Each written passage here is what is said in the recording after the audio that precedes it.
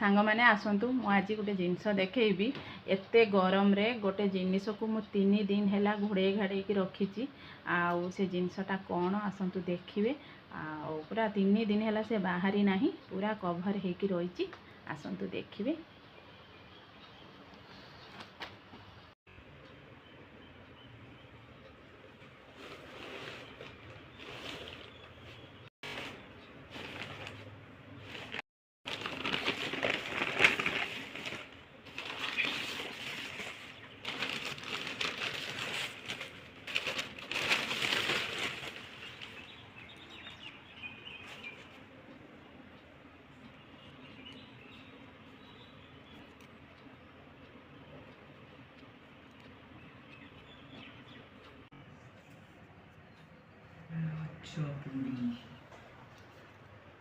किछि आंब पाची जाइए देखो यहाँ राजापुरी आंब